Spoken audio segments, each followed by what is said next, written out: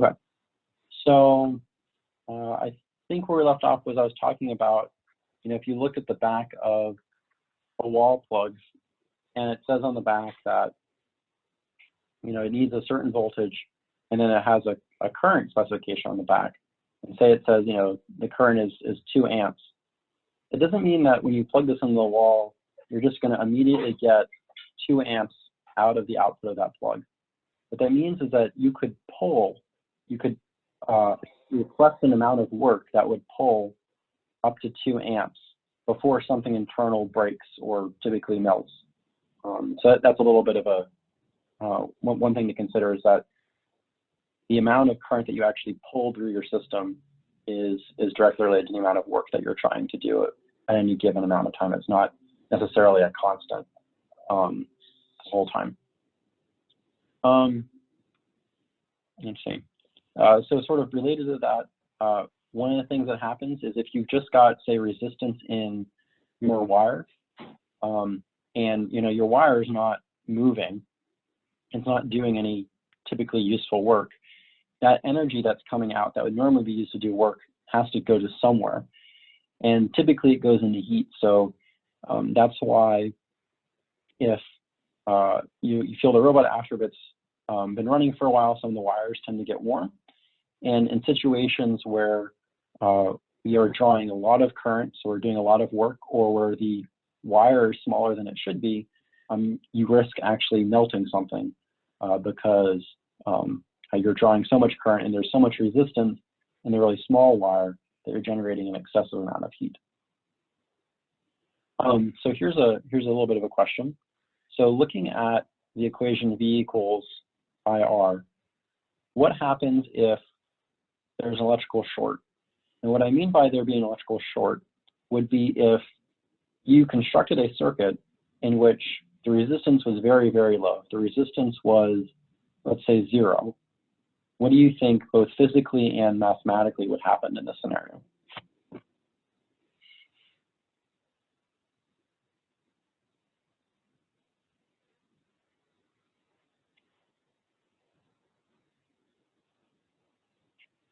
Lindsay, what do you so then, yeah. Sorry, can you say it again? I missed it at the beginning. I believe mathematically V would be equal 0, but I'm not confident about that. Okay. So let's see, if we rearrange this, so if R equals 0, and I rearrange this so that I solve for, let's say, current in this case, we get V divided by R, right? So what would I guess I should ask this, what would the current look like in a scenario where the R was very, very small?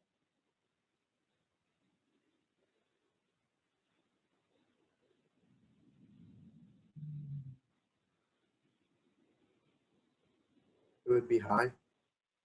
It'd be very high.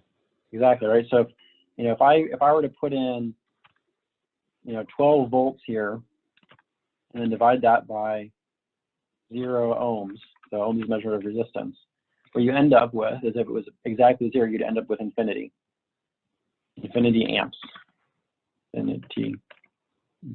Infinity amps, right? So that's generally not good to run an infinity of current through your system. This is one of the reasons that we don't ever want to have a tool cross between the positive and negative leads on a battery, because you'll have basically a direct connection between the positive end and the negative end here, and you'll have very, very little resistance along that path. And so this is one of the things that we're always looking for when we do the ground checks with the multimeter on the robot before we turn it on. This is the same kind of scenario where we lost the USB ports and those spark controllers. We had a short from one system's ground to another system's positive. And so in all those scenarios, you end up drawing a lot of current and generating a lot of heat in the portions of the circuit where there is actually some small resistance. So you can sort of see that, you can see why it's a bad idea to do the short, both physically and also in the math itself. Are there any questions on this so far?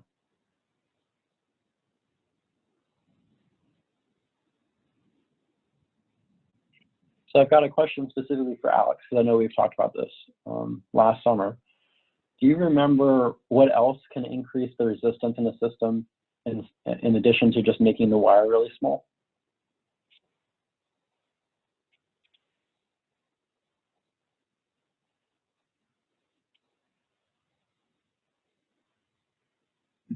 I feel like I broke something, but then again, I am not sure. So do you remember the having to swap out the PDP on Valkyrie before Oh, IRI? yes, I do remember now. I do. That was a fun experience.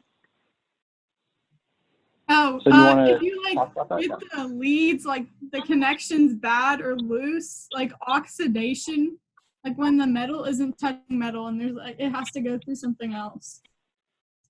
Yeah, so exactly. So one of the other ways that resistance can enter your system is through what's called contact resistance. So where you're touching two pieces of metal, like two pieces of wire together, there's an additional resistance based on the interface between those two pieces of metal. And so if you don't tighten, if you don't, either crimp the pieces of metal together really tight, or in the case of the power distribution panel, if you don't really tighten down with the bolts and get a really good, you almost think of like a seal between the two surfaces, you get a very high resistance. And so you end up generating a lot of heat right at that contact point. And last year we had that problem with the PDP. It was so bad that in addition to it melting the PDP, it was also preventing the robot from driving very well, because so much energy was getting dumped into melting the PDP that we didn't have much energy or much voltage left or much potential left to drive the drive wheels and do anything else. So if you're ever in a scenario where you do see that you've got the robot acting very sluggish or drawing down the battery very quickly, even when the robot's not moving, when the first things you should be checking is, are any of your wiring connections loose, where you might have this additional contact resistance. And in particular, you want to be looking at the connection points to the PDP and the connection points to the battery and the connection points to the main breaker.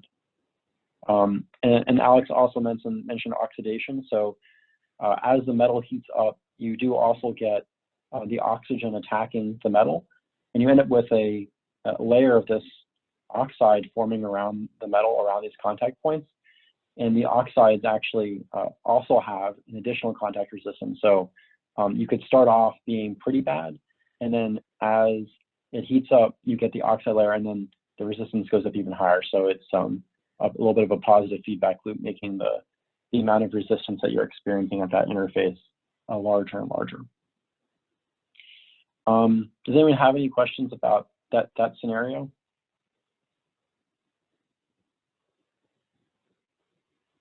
Okay.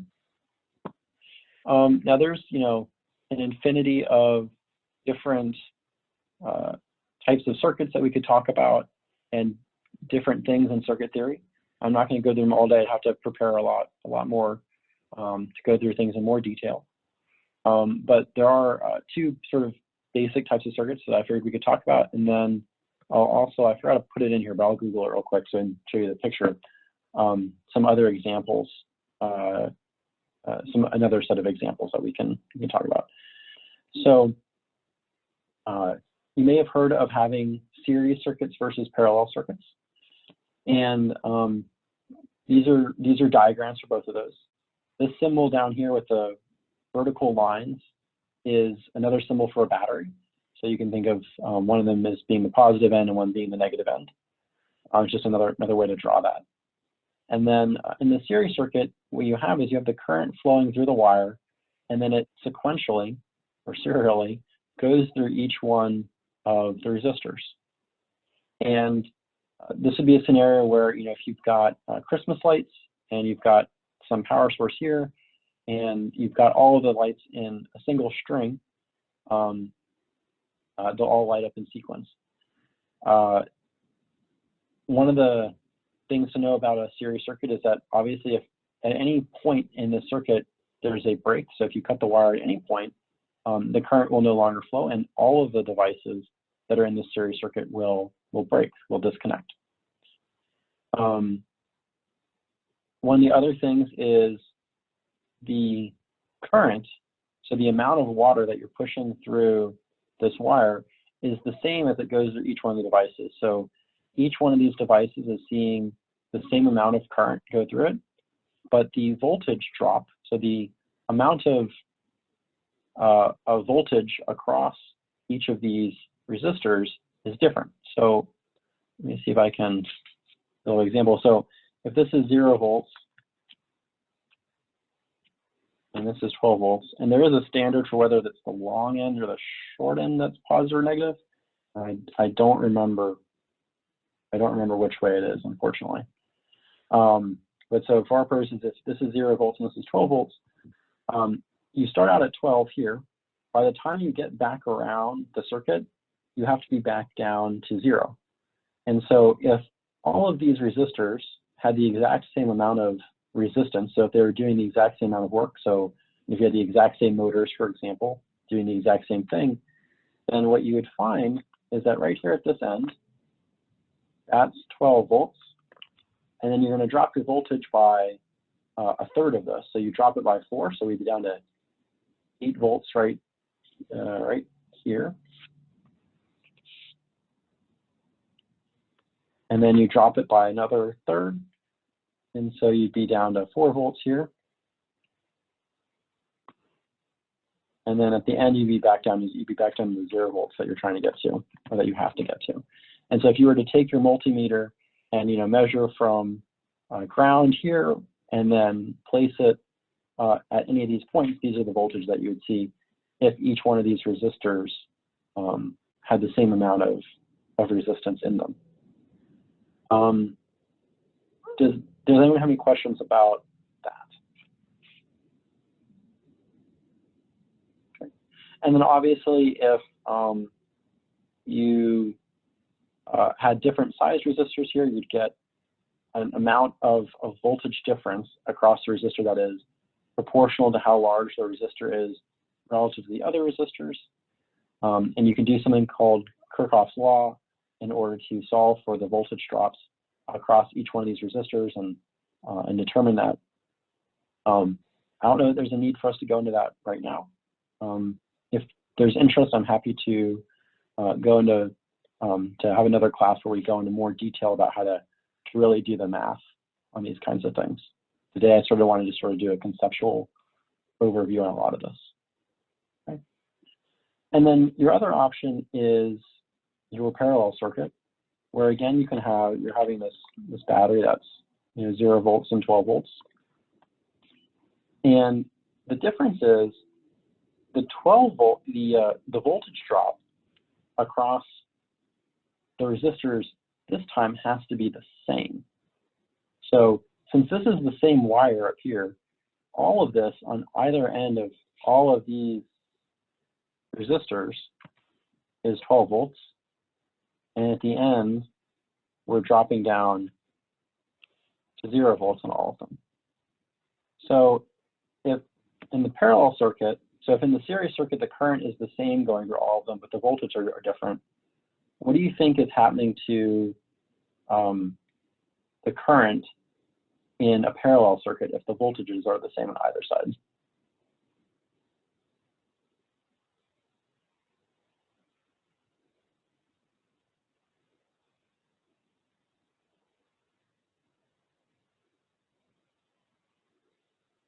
Lindsay, what do you think about the current in this scenario?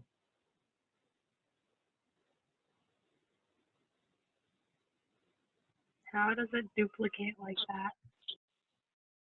Say it again. How does it duplicate like that? So yeah, I mean, it is true that if all these resistors were the exact same, then the current going through each one of these would be the exact same. And so if I were to say that the current that we're drawing is, I'll say 9 amps, I just made up. If it's 9 amps right here, then we're going to split it 3 ways. as we go through each one of the resistors. So you've got 9 amps out here, and you've got 3 amps, 3 amps, 3 amps. And at the other end of the circuit, you're going to have 3 amps plus 3 amps plus 3 amps. And you'll be back to having 9 amps here. So it'd be just like if this was water. If you're going to put in a certain amount of water here, 9 amps of water here, then no matter how it splits up among the smaller pipes, you better get 9 amps of water at the other end when you reconnect all the pipes together, right? Because you've got a certain amount of water here, you better get that same amount of water coming back, back to the beginning. And then just like this scenario, the analog to this scenario is, you know, the larger the resistor, you know, if R3 was larger than R1 or 2, then more of the current, more of this 9 amps would go to R3 and less of it would go to R2. So you might get, you know, say you could get, you know, 2 amps here, 2 amps here, and then 5 amps if R3 was larger than the other 2 resistors. Does anyone have any questions about that? Okay. So let me ask this question. Do you think that is the PDP on the robot a series circuit or a parallel circuit as it goes to all of the motors? It's a parallel circuit, right? Yep, exactly. So the battery's at 12 volts. Every one of the WAGO terminals along the side that you plug into the motor is also at 12 volts. So it's one of these branches here.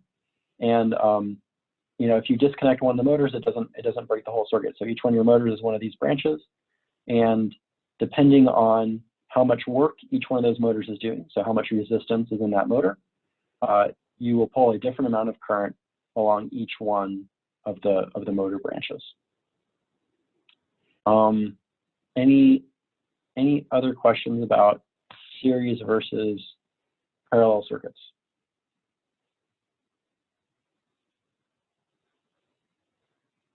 Okay, so that was sort of a focus on electrical. Oh, sorry, go ahead. I just heard someone unmute themselves.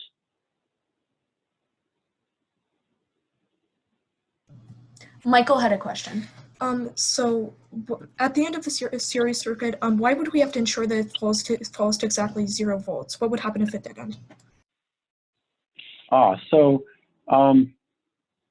that's a good question. So you're asking, if I can rephrase it, why do we have to make sure that it's at 0 volts right here at the sort of the tail end of the series circuit? Is that right, Michael? Yes.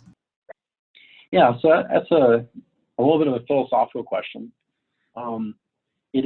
It is 0 volts, not because we force it to be, but by definition. So if I were to, let's see, redraw again. So if I were to redraw this cliff here, and the voltage that I measured it off of this ground, okay? So maybe, let's see, I have a little stamp. All right, so if I measured this voltage here, and that voltage was, we'll say, you know, this one right here, this 8 volts, right? I'm measuring this height based off of the ground level. I could also measure that height off of a different height, that distance off of something different. So I can measure it from here. And now my voltage that I measured here at this star would be different. And so all that we mean by saying that we're at 0 volts here is that this is our measuring point. This right here is ground, right? This is our reference voltage. And all of the voltages throughout the rest of the circuit are measured based off of that. So when we come back around to it, we're measuring, you know, 0 inches off of the reference, right? We're right back to where we started height-wise. And so we get that sort of I don't want to say naturally, but this is going to be 0 volts because we've defined that as 0 volts and everything else is relative to it. Does that answer your question, Michael? Yes, thank you. Are there any other questions?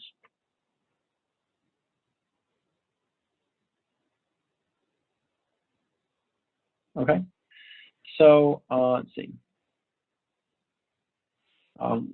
What I've been talking about is mostly circuits for sending large amounts, so you're using large amounts of electricity on the robot, so for motors and other devices.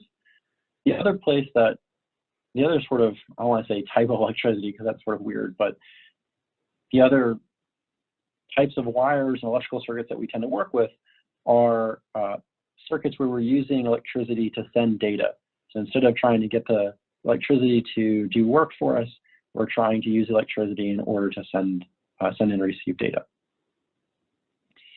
And for our devices, we basically have 2 different types of sensor data that we're sending.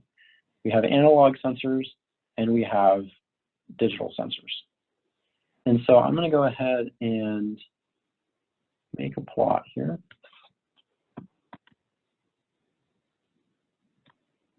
So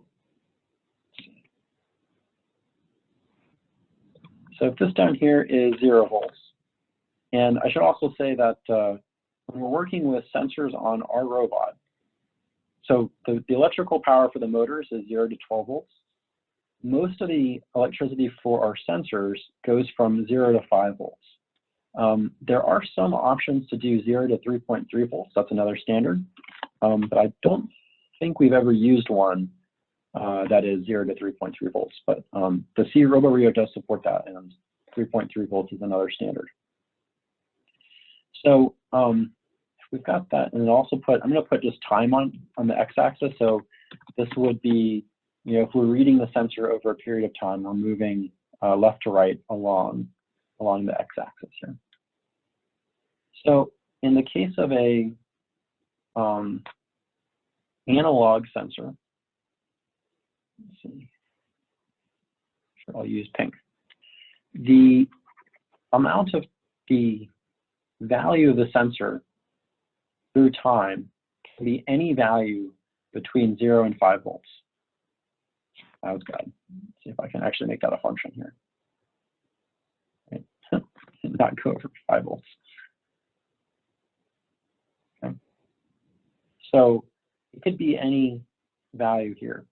Now, and then the actual reading from the sensor is measured or is directly related to that value. So, if you've got an infrared rangefinder, it's going to go from 0 volts to 5 volts, and say it can measure our distance from 1 to 12 inches, then the inch reading that's going to come back, that's going to measure and report to the RoboRio, is going to be dependent upon what actual voltage was being measured along that sensor at any given time.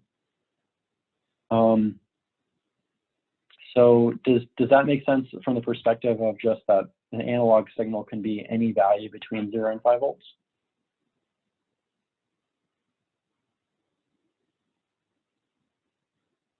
Okay. Can anyone think of any potential problems that we've talked about before that might result in having an analog sensor signal? There will be inherent noise in the signal. So I have a question about that.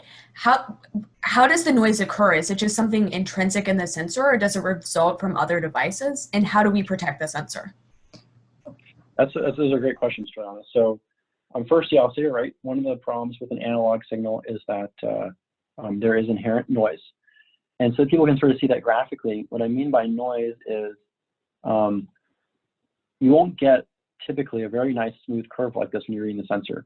Instead, what you'll get is something that kind of looks like this, that will follow the path of your sensor, but it'll sort of be choppy and oscillate around that value. And so if your sensor value that you care about, the distance measurement or the pressure measurement or whatever else that you're trying to measure, is directly related to the voltage value on the sensor, that means that it's going to be affected by the noise, right? So when you try to go and read your distance, instead of reading the true value, maybe you read this value off of the noise. So this noise is going to affect that sensor reading that you're getting back at the RoboRio. So Juliana's question is related to how does the noise originate? So we'll actually talk a little bit about that at the end of this when I talk about motors. But essentially we're in the scenario where if you've got a wire, let me make a wire down here. So if you've got your wire, this is a piece of copper typically. And as you flow current through it, so I'm going to make current right here. As current flows through this wire, you actually generate a magnetic field around that wire and like loops. Okay.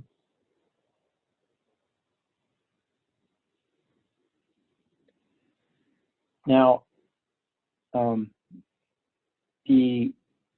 this is how you make an electromagnet, and this is how you make a motor, right? You're actually going to rely on sending current through a wire in order to generate a magnetic field. And one of the last things I'm going to talk about today is motors.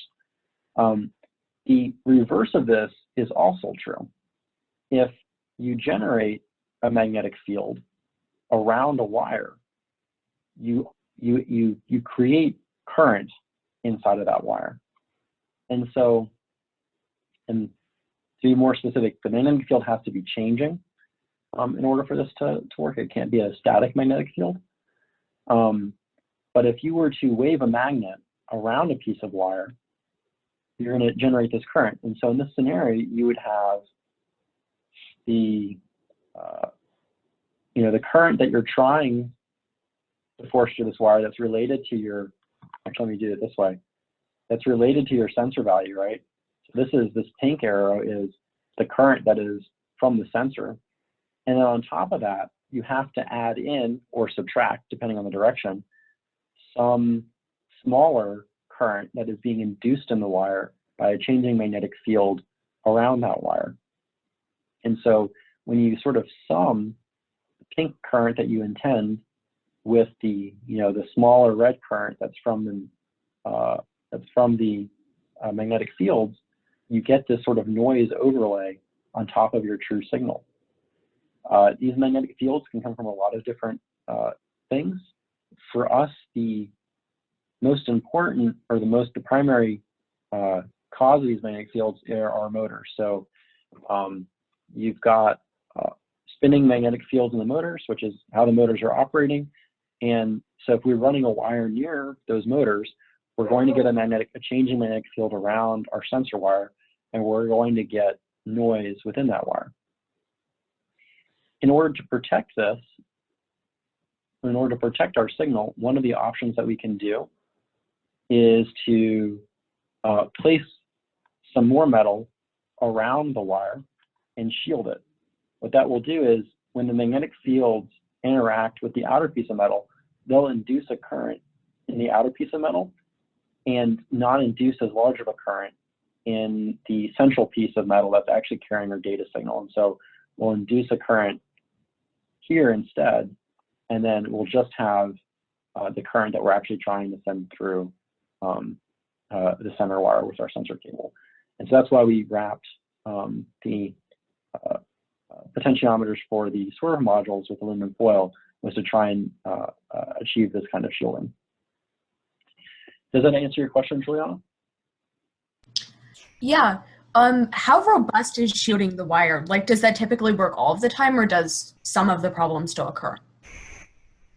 Yeah, so a really good shield, so it should be possible to build a shielded wire that would be perfectly good. There's not a reason you can't. One of the things that we do need to look at is whether or not, A, we need the aluminum foil, and B, whether or not the aluminum foil is, if we do need it, is the aluminum foil in particular doing a good enough job? And if not, then do we need to go to a more professional grade shielding? So we haven't quantified whether or not our shielding is either necessary or useful. It was just something that we sort of thought might help, and we went ahead and did it, so we didn't have time to test. But you should be able to design shielding that would work. If you look at a lot of military electrical systems, they've all been shielded to protect against these kinds of things, because you can have issues like this that occur not only from interference in from motors, but if you have a nuclear weapons detonation in certain parts of the atmosphere, you can get very large spikes in the amount of current that's going through your wire. And so you want to protect your device not only from noise, but from actually being physically damaged. You also have this scenario when you have very large solar flares that interact with the Earth's magnetic field. So the blackout that happened in the northeastern part of the United States and Canada in the 90s was actually the result of a fairly large solar flare that interfered with the Earth's magnetic field and actually induced a very large current in the electrical wires transmitting electricity in the northeastern power grid, and blew out a lot of the electronics that were controlling the grid. So those were not sufficiently shielded. So shielding wires and electronics is actually a very large field of research and also industry to try and make really robust electrical devices. Does that answer that question? Yes, thank you. Okay. Are there any other questions about analog signals? So is it possible to find the average distance the magnetic field extends and then plan your wires around that to avoid having to use a Faraday shield? Yeah, so a Faraday shield is essentially what our aluminum foil is. So Faraday shields is exactly what you're using to shield sensitive electronics from this. Is that what you're asking, Michael? What I was asking is if it was possible to find how far the field extends to avoid using a Faraday shield. Oh, yeah. So yeah, that's a good question. Yes. So you can. So the strength of the magnetic field falls off very drastically with distance away from the source. And yes, if you know the parameters of your device, you can calculate how far away how far away you need to be for the magnetic field that reaches your sensor wire to be small enough that it induces a small enough current that it no longer affects your system. This is one of the, you can also measure this. So there's sensors that will allow you to measure the strength of magnetic fields. So for example, in grad school, I was working with a sensitive piece of electronics called an electron gun, and it would get deflected. It was a little bit different, but it would get deflected by magnetic fields. And we had to place the piece of hardware farther away from an electrical panel on a wall in order to prevent the noise being generated by the electrical panel from actually deflecting the electron beam. And we could measure that magnetic field and determine where in the room we should place the piece of equipment in order to be far enough away. Does that answer your question, Michael? Yes, thank you. So wait, would I be correct in believing that there's an equation to find the magnetic field? And if yes, what is it? There is, and let me Google it because I have not needed to use it in at least 8 years now. So let me see if I find it for it. I don't want to be wrong here. Okay.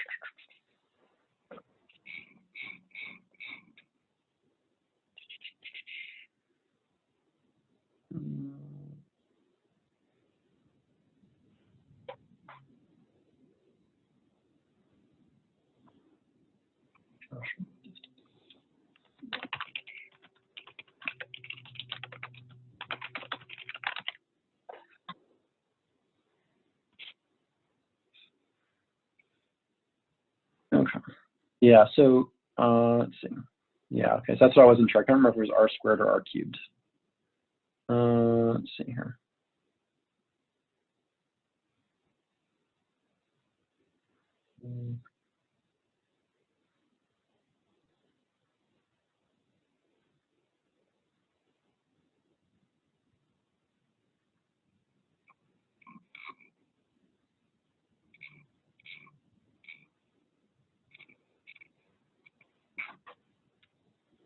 If I can find.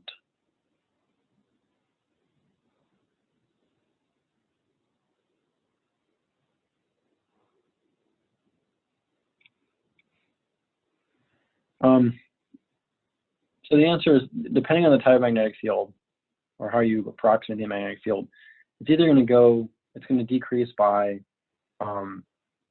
either the square of the distance away from the source or the cube of the distance away from the source. I'll need to read up more to recall exactly when to use which one. The other thing is, what you really care about in the case of the noise is you're going to have some current threshold, probably. Well, you'll have a voltage threshold, so you can accept a certain voltage amount of voltage noise.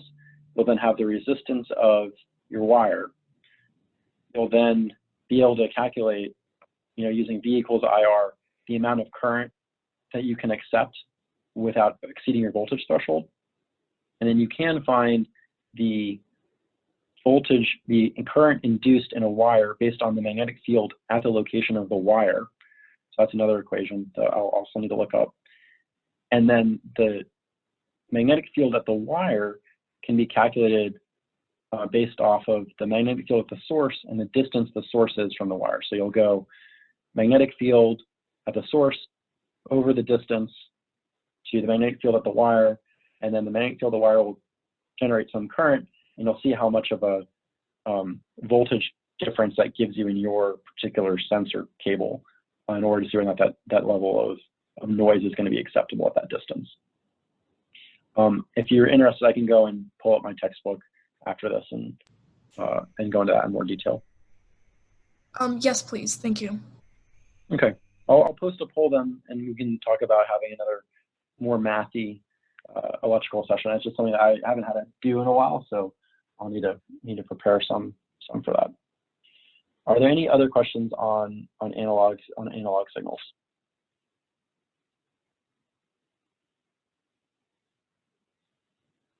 Okay, so the other option, let me see if I can, I guess I can't see. Let's see, redo. There we go. Oh, we can bring it back, good.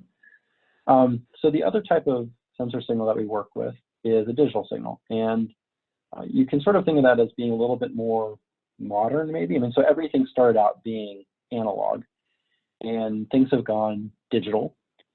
And in a digital signal, the sensor value is either on or off. So it's either at 5 volts or it's at 0 volts.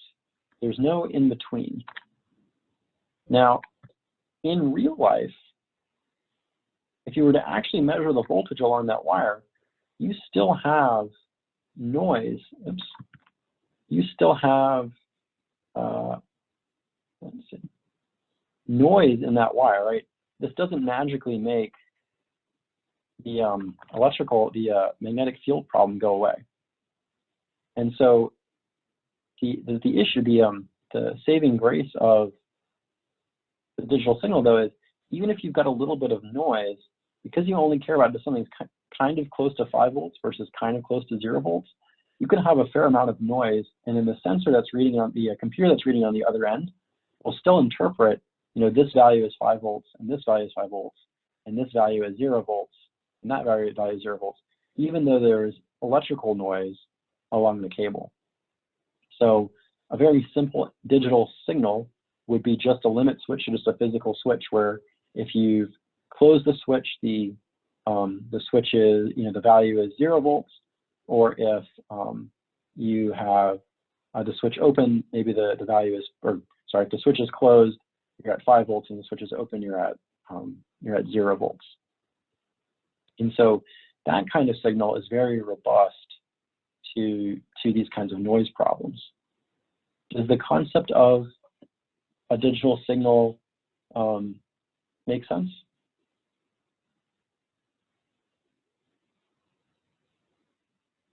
Okay. So here's a question. So if you've only got two values, on or off, how might you send a more complicated piece of data over a digital signal, right? So I mean, you can do a switch, right, on or off, but how do you send more complicated information? It would be just a string of binary values, and then we decode it on the other end. So can you talk about electrically what that looked like, Juliana? So just a string of 0 to 5 pulses, but on the other end, when we're reading the data, we would decode that into a more meaningful value, right? Yeah, so, you know, what you would have is, let's see if I can, how well I can draw this.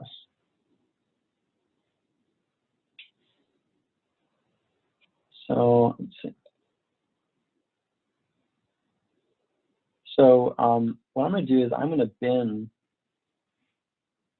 the time axis up into equally sized units of time. So maybe I'll say each one of the spaces inside of this, in between these vertical lines, is 1 second, which would be very long, but I'll just say 1 second right now.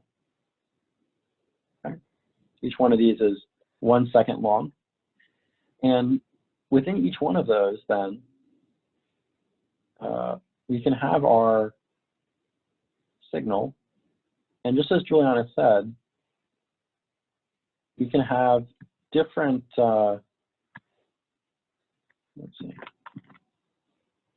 we can have either on or off in certain patterns. Right, so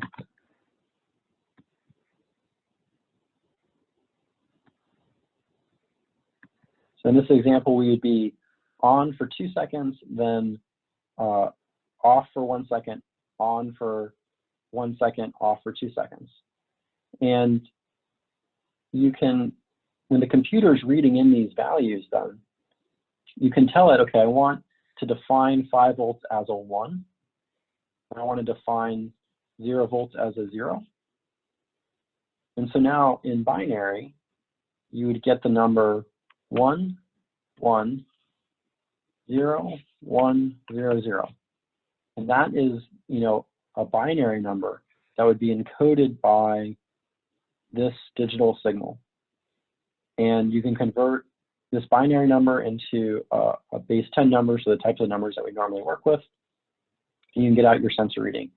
And then you would repeat this sequence constantly, as long as the sensor value doesn't change. And if the sensor value does change, like if something gets closer or further away from the distance sensor, you would change your pulse sequence in order to represent that new number.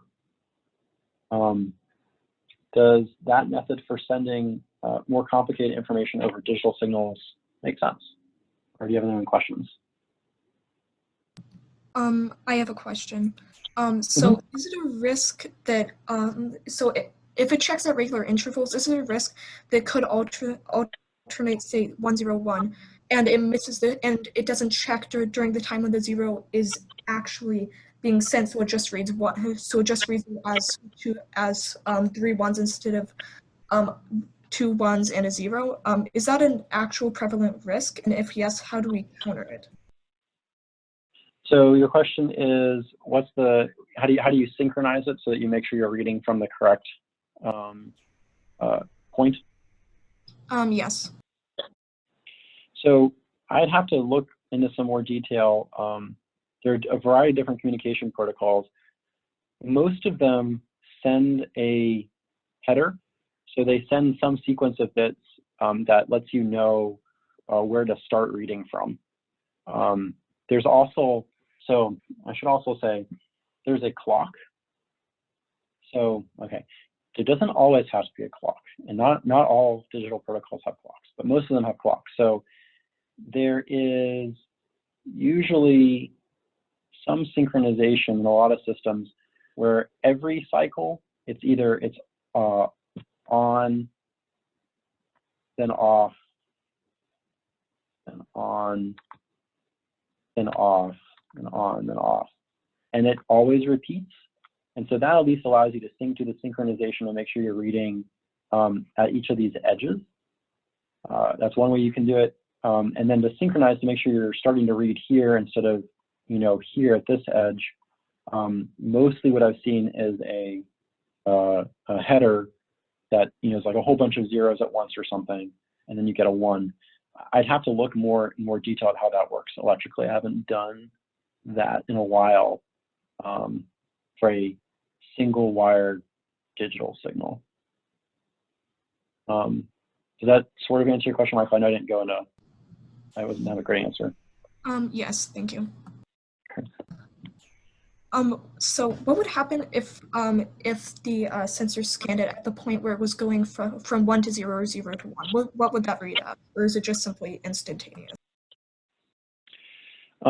Things are not going to be absolutely instantaneous.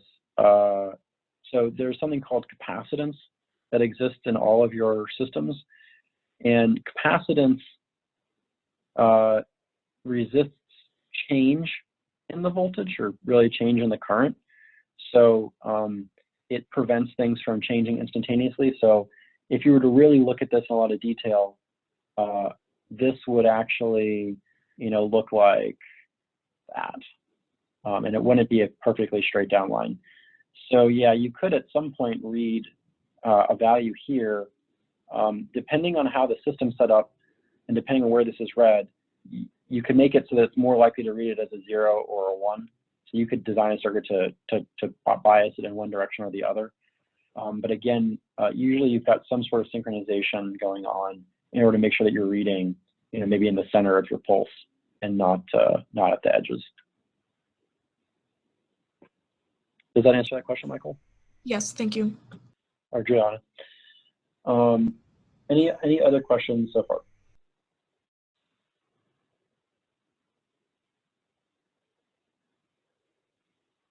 Okay, so one of the convenient digital signal protocols that we use is called PWM, and actually we use it less and less often now. But one of the things that we use is PWM, which stands for, and I'll write that down. Actually, does anyone know what PWM stands for? I don't know if I've ever mentioned it. Pulse width modulation? Yep, absolutely correct, Alex. Do you remember what it does? It sends pulses with different widths. Yeah, I mean, yeah, that's fundamentally what it's doing. So one of the ways that you can control a motor in FRC, and the way that it used to always be controlled was with one of these pulse width modulation signals. So this is a digital signal that sends a whole bunch of pulses, and it would go to a speed controller, and that speed controller would then vary the voltage going to the motor. And the larger the pulse width, the more voltage that would be seen by the motor. So if I can bring this back here, instead of it being sort of a binary number, you would have one sequence that repeats. And so if you had, let's say, let me do this.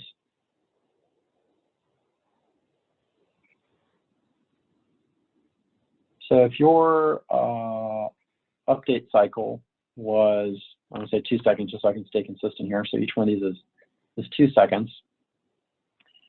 Then what would happen is for some fraction of those 2 seconds, you'd have 5 volts. And then for another fraction, for the rest of it, you'd be at 0. And the next time you'd be up at 5 for the exact same amount of, I think it's pretty close to the exact same amount of time, and you'd come back down. And the wider that you make this 5-volt peak up here, the more voltage is being seen by the motor. Essentially, the faster the motor is going to spin. This doesn't require really any synchronization because you're looking just at basically the duration of time that the pulse is high. The other thing that's going on is, so I'll say that, and maybe this actually answers Michael's question a little bit as well. If you do it this way, you can again send it's another way to sort of send information digitally without having to worry about synchronization. So, or without synchronization from cycle to cycle. So as long as you have your clock synchronized, so you're measuring from the beginning of the cycle to the end of the cycle, either with a physical clock or by measuring a whole bunch and knowing that this is the cycle period. Actually, I guess you don't even have to have it synchronized at all. Yeah, actually, you don't even need, this one really doesn't need any synchronization at all. So if you look at it as the, let's see, as the value is related to the amount of time at 5 volts, 5 volts versus the amount of time at 0 volts, then as long as you're sending a consistent signal, you can actually measure this window anywhere. So even if you were off, everything was shifted,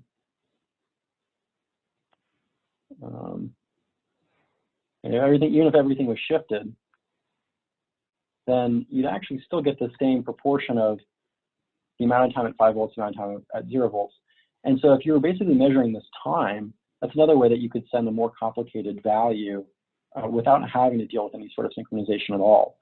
And so now I think about it, that may actually be how some of our more simple sensors that don't have a separate clock line are sending values. So if they only have to send one value, like the distance in inches, then you could do it this way. So in that case, you would just vary the pulse width in order to send a different number, so a different distance. Now, you have to start dealing with the synchronizations if you're sending something more complicated, you have to send like 2 numbers or 3 numbers, like if the sensor's reading multiple values. But if you're only sending one value, either from a distance sensor or the power that you want to go to the motor, then you can get away with just varying the pulse width. Does that description make sense? And also, I guess, Michael, does that answer you as a possible option for sending data without having to worry about synchronization? Yes, although I think I want to research more to try to fully understand it. Can you say it again, Michael?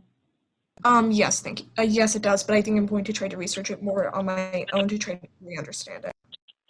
Okay. Does anyone else have any other questions about the concept of varying the amount of time that you're at 5 volts versus at 0 volts, and then how you might use that, that ratio of 5 volts, time at 5 volts to time at 0 volts to send information?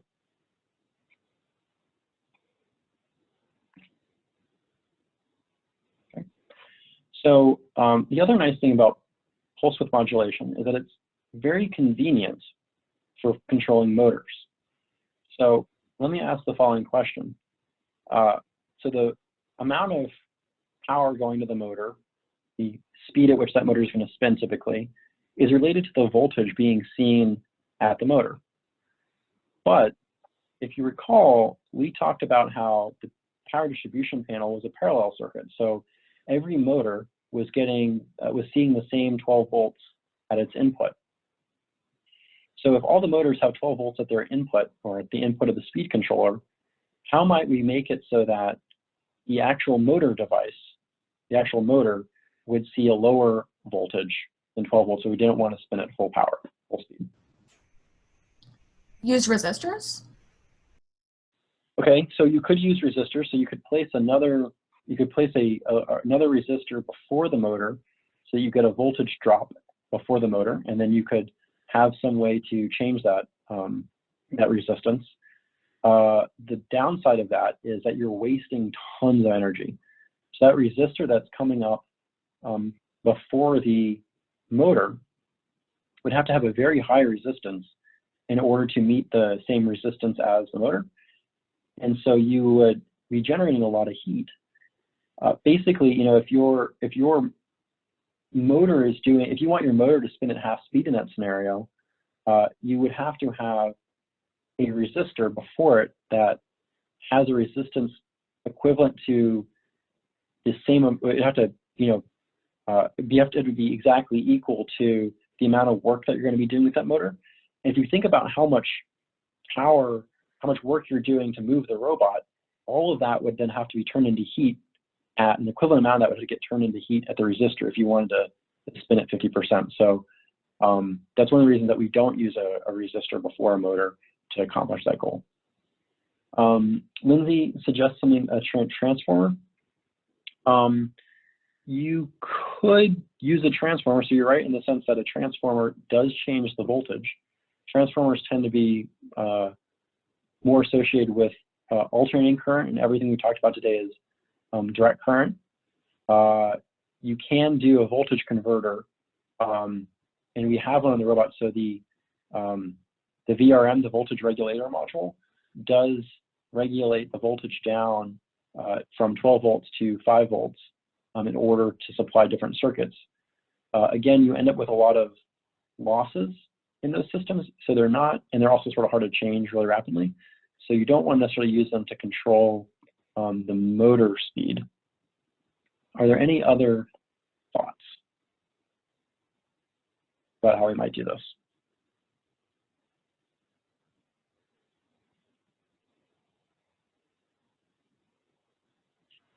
So what we can do is if we have our pulse width modulation signal and we just directly tie the pulse width modulation signal to a switch, and you make this, instead of it making this 2 seconds, you make this, you know, 0.00002 seconds. You make this very, very fast. And I just made up that number. I don't recall off the top of my head what the actual period is. Then what you're going to be doing is chopping the voltage. So if we did this, so if we've got, excuse me. So if we've got 12 volts here, and then we've got our motor here, okay? What we could do is open and close this switch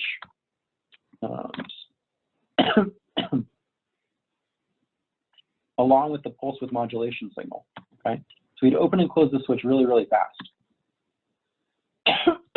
Excuse me, one second.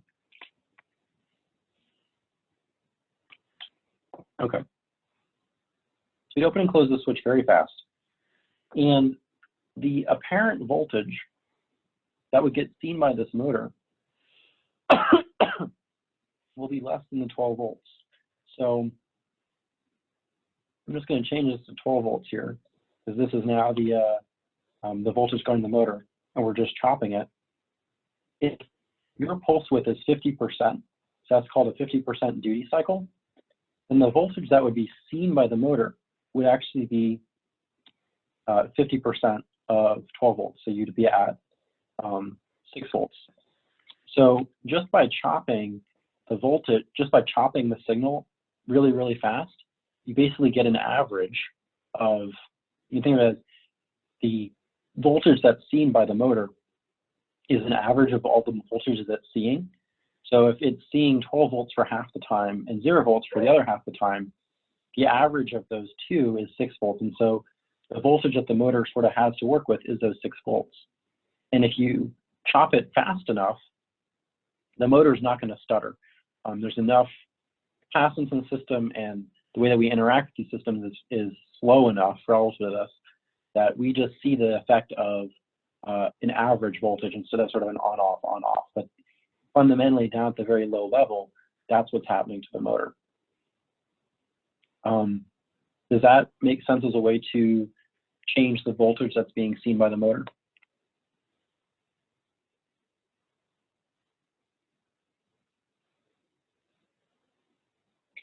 I will say that there's still some energy lost in the chopping process. In the switch that's used is something called a transistor, and the speed controllers do still tend to heat up. If you look at older speed controllers in FRC, a lot of them, in fact, all of them had fans because they would get so warm, they had to get cooled down. Modern transistor technology has improved to the point where if you look at the Sparks, the Towns, I don't think there's any the speed controllers that are commonly used now need fans. They do still get a little bit warm, but they no longer need fans in order to operate. Any questions on that? Is there a limit to how fast we can chop? So is there a limit to how low the voltage we give to the motor can be, or is it just defined by what would be useful? Yeah, I mean, there is going to be a limit to how low voltage you can go, and that limit is going to be related to how fast you can chop it, right? If you can't chop it smaller than a certain number of milliseconds, then that limits how narrow you can make your pulse width. For our purposes, you know, I don't know that that limit would be so small that I don't know that we would notice it. The transistor is a physical device.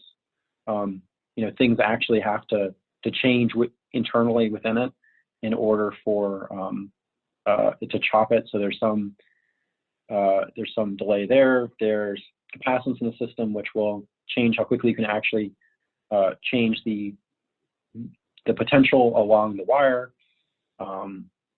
There's how fast you can make a clock, so how fast you can make a physical clock device that would actually be able to turn something on and off, or signal something to turn on and off really fast. But you know, these for motor control, I don't think we would hit that limit, and or anywhere close to it. Thank you. Sure.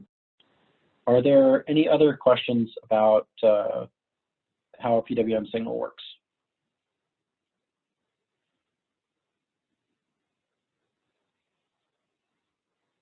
Okay, so now here's a question for you. We don't use PWM signals anymore on our robots for the most part, although they are still used for servos, but we don't use them for the motors. Instead, we use something called the CAN bus. Does anyone, which I learned, I didn't know what it stood for. It stands for Controller Area Network, which is not super exciting. Does anyone want to guess or talk about why we might use the CAN bus instead of PWM signals? This is just a guess, but is the CAN bus more precise? I would not say the CAN bus is more precise than a PWM signal. So Alex says it means it's a pain in her behind, but it's easier to use. It's chained. So what Alex is talking about is that for a PWM signal, you would need to run a wire from the RoboRio to each individual motor controller. So if you've got 5 motors, you're going to need 5 wires running from your computer to the motor controller. With a CAN bus, you only have 1 wire, so it's in a big loop. So you'd go from the computer to motor controller number 1, motor controller number 2, motor controller number 3, 4, 5, and then you end at something called a termination resistor, which for us, the termination resistor is in the power distribution panel, but it actually doesn't have to be. So there's some convenience there. CAN bus was actually invented for cars in order to save on the amount of copper that was used in the car. So since you've got fewer total wires, you end up using less copper, and copper is actually really expensive, so that makes the car a little bit cheaper. So this is actually the sort of the standard communication protocol for most cars, and it has been for a very long time. Why else might we use a CAN bus instead of a PWM signal?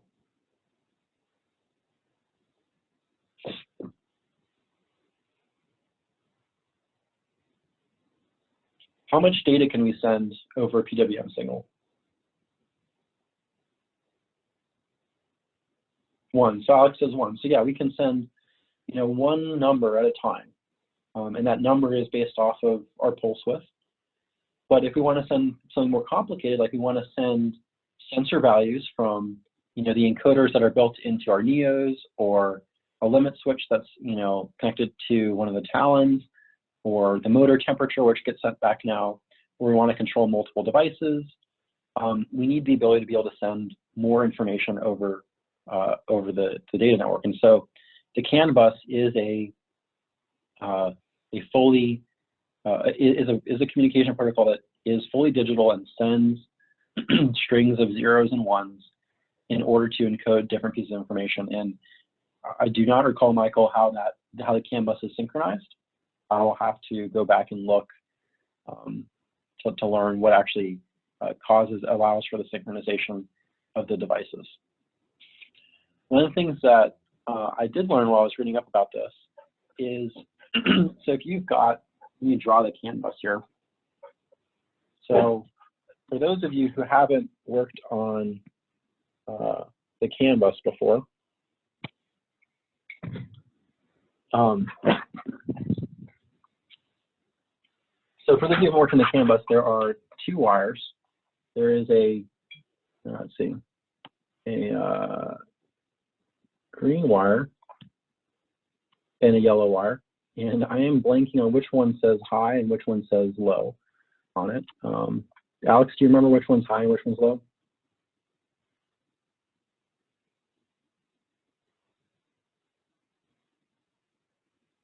Alex is thinking, okay. Well, Alex thinks it's not super important which one's which.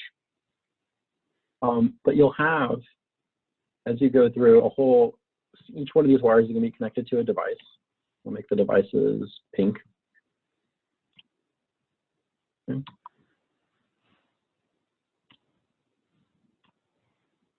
And we've got our wires, and they're connected to each one of these in a big loop.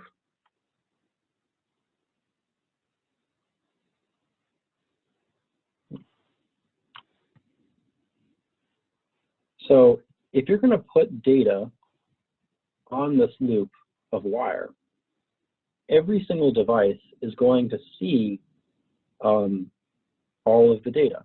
So if this device sends a sensor value back to the computer, which is over here, that sensor value gets seen by all the devices in the chain.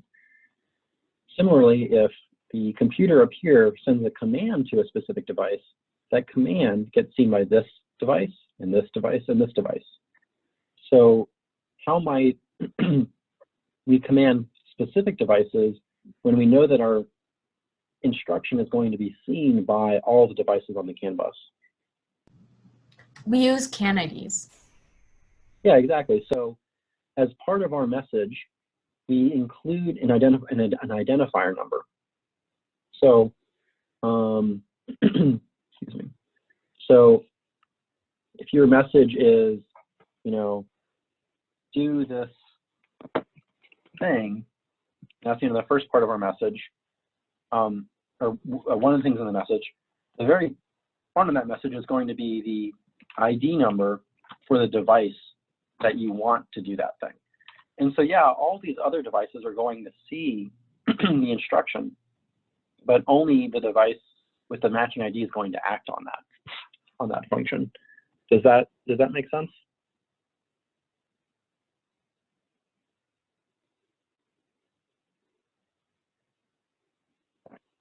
So one of the things that I learned was, okay, so sending data makes sense. What about receiving? So if you've got the computer up here, right, it's pretty easy to say, okay, the computer's in charge of sending the commands. So, you know, it puts the commands on the data lines, and then each device sees them. But some of the devices on the CAN lines are actually sensors, and so sometimes this sensor here has to write data to the CAN bus that gets read by the computer. But what if this device also wants to write data at the same time, right? It also gets a sensor update. How do both of those use the same wire in order to send information to the computer without things getting confused.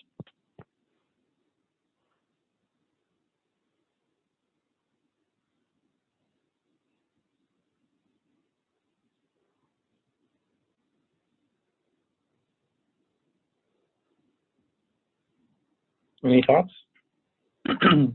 So Alex says a computer ID. So an ID is part of it. Excuse me. So what I'll say is one packet of information can travel along these wires at a time. That packet of information can be, I don't know if I'd say arbitrarily long, but it could be a variety of lengths. And it is a set of high and low signals, so it's 0 and 1s. I'm sorry, 0s and 1s. And let's see here. Okay. So it's a sequence of 0s and 1s that we need to get seen by the computer. So let me write this down here. Okay.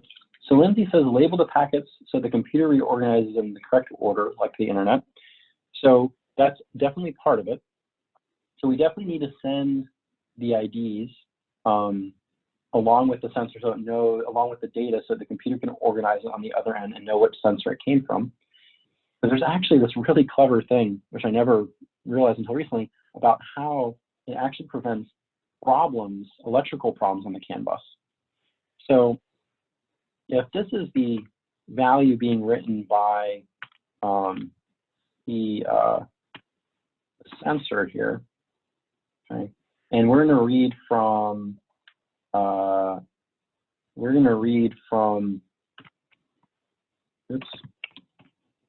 right to left.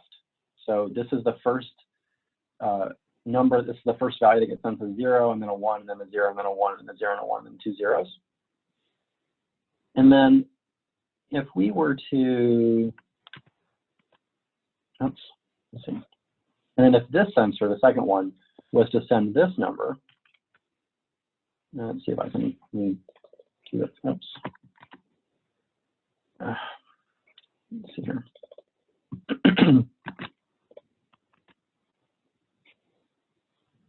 Okay, let me vary this a little bit. Okay. So this sensor tries to send this number. Some interesting things come up. So this, all the way up until here, both of those numbers are actually exactly the same. So there's no conflict with sending that first piece of information, along the line. Both of them can be sending it simultaneously, and the values getting the computer will be exactly the same. Now, when we get to the part that disagrees between the value that's trying to be written to the bus, basically on the input of this sensor here, it's going to be checking to see if any of the values coming from over here are 1. If it's a 0, sorry, I should say, if it's a 0, then it says, that's cool, I'm going to go ahead and overwrite that 0 with a 1, okay?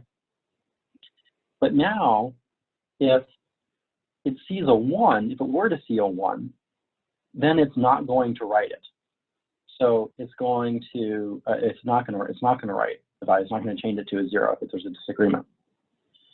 So what happens is the very first piece of information that you send along the CAN bus before all of your data is the CAN ID of the device. Right? So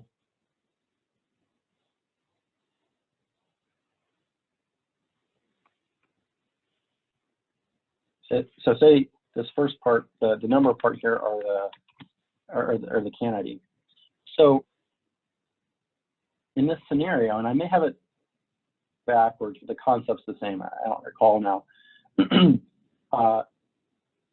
For the first 0, both of these devices would be sending a 0 and there'd be no disagreement. As we continue to send data, we are going, I think I must have it backwards. It must be if it sees a 0, it must stop transmitting. think of it C as a 0. So first zeros, there's no conflict. Next time that it sees a 1, a 0 here, there's a conflict.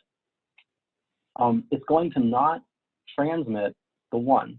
It's going to say, wait a second, someone else is sending data on this line too right now.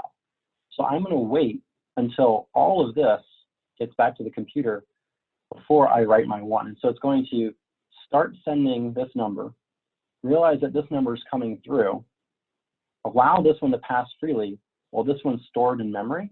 And then once this one's over here, it will then write this one, okay? And so it'll basically look for this disagreement. When it sees a disagreement, it will know that there's another piece of data being sent, and then it will hold off until that first packet of information goes before sending its data. Now, the really neat thing about this to me is that since the first numbers that are sent are the CAN IDs of the sensor, the lower CAN ID device takes priority. So that means that if you've got a CAN ID of 0 on one of your devices, it's always going to win. So if there's ever a conflict between device 0 and device 5 trying to send information at the same time, device 0 is always going to get its information to the computer first before device 5 gets to the device 5 sends its data to the computer. I don't know that ever comes into play with what we're trying to do, but if we did ever have like a really high priority sensor, one of the things that we might do is make sure that it has a very low CAN ID so that it wins in all of these battles, so that we make sure that we always get that data at the highest priority. Does that make sense as a way to send information along the same, on the same wires? Are there any questions with that?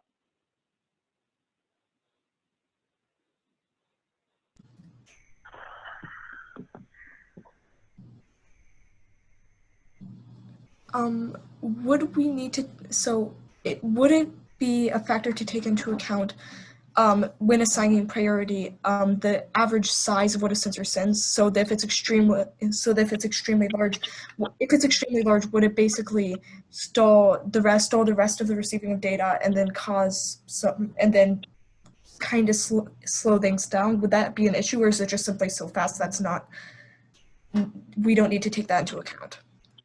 Yeah, so as far as I know, the CAN bus does not take into account the size of the transmission in order to decide priority.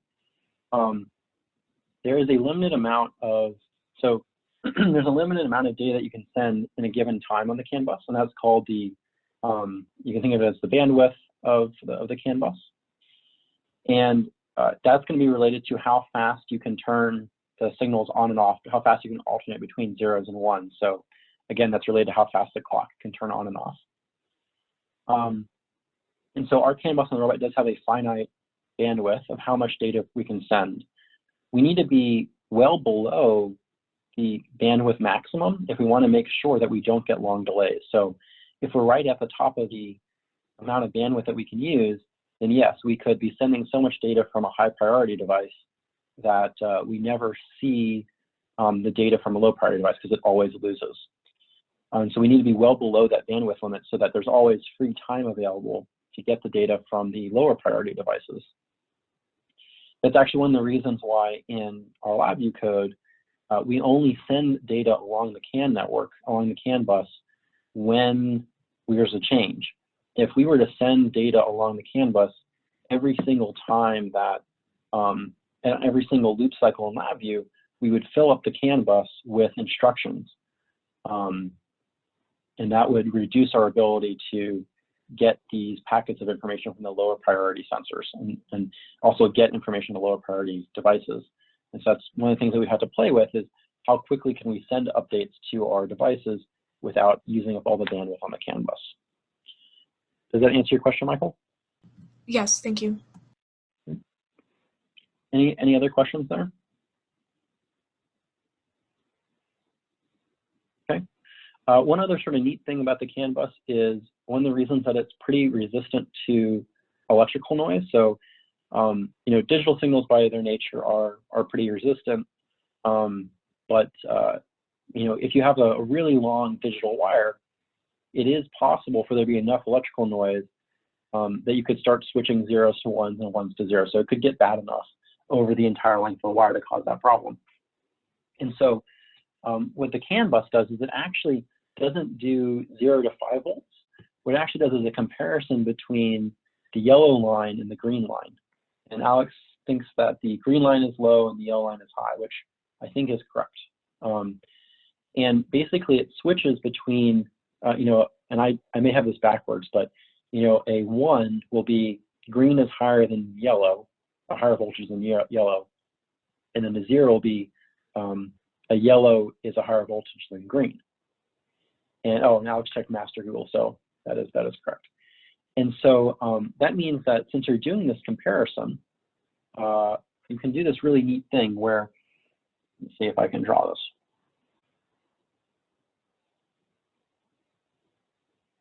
Okay.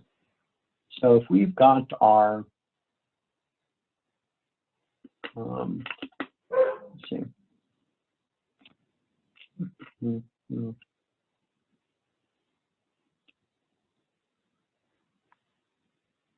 So let me do it this way.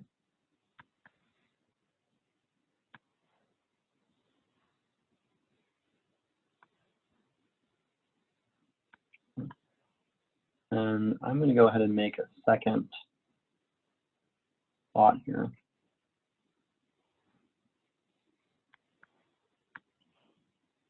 Apologize if they're overlapping a little bit. Let me switch slides just so that, oh, it is on the, there we go. Green.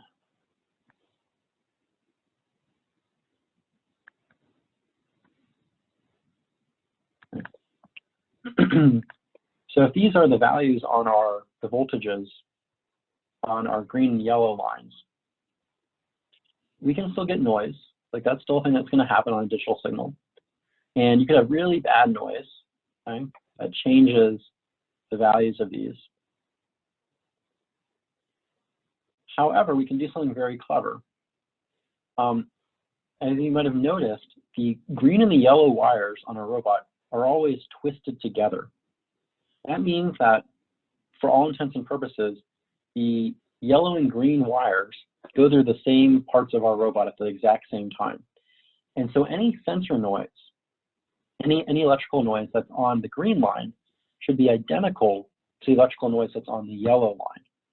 And so if you do a comparison between the yellow line and the green line, you can basically subtract out the noise because the noise is going to be the same on both of those wires.